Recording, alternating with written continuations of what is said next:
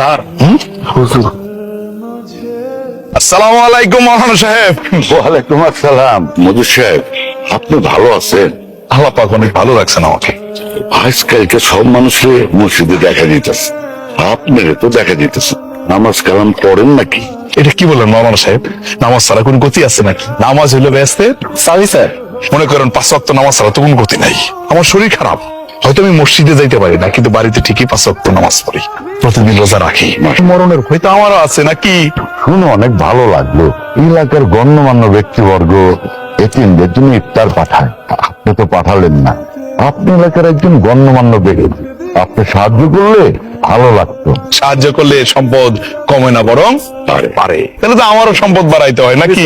হ্যাঁ, ইফতারের জন্য, মসজিদের জন্য, ইসলামের পথে দান খয়রাত করবো, এটাকে গুণ্য দেবো নাকি? নেন। স্যার একটা কথা কই, আপনি কিছু নিন না। আপনি যে টাকাটা দিলেন সুদ ছাড়া, আমি জীবনের প্রথম দেখলাম আপনি সুদ ছাড়া কাউকে টাকা দিলেন, তাও একদম মাগনা। স্যার আপনি কি আসলে ভালো হয়ে গেছেন, নাকি এটার পিছনে কোনো উদ্দেশ্য আছে? আমি কি কোনোদিন সুদ আর লাভ ছাড়া টাকা দিছি?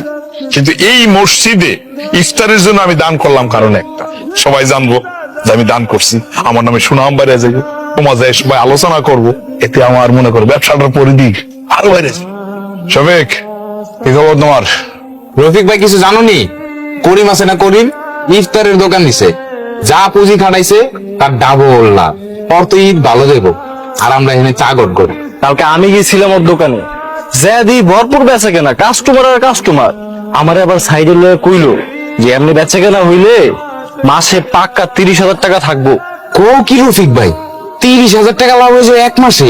আমার তো কইছে 30,000, 30,000 তো হইব না, আরো বেশি হইব, কারণ বাজারে তো অন্য কোনো দোকান নাই। ওই যা বেচবো ওই একলাই বেচবো। তুই যে শফিকের দোকানে কইলি করিমের ইফতারি দোকানের ব্যাপারে হাজার হাজার টাকা লাভ করতেছে, কথাটা কি সত্যি?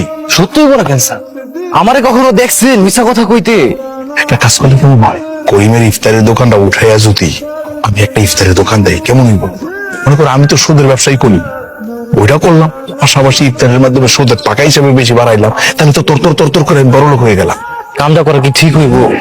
রফিকের তো অনেক গরিব ঘরের পোলা, ওই যে কি কষ্ট করে সংসারটা চালায়, এর মধ্যে যদি আপনি ওর পাশে দোকান দেন, ওর ব্যবসাটা মার খেয়ে যাইব।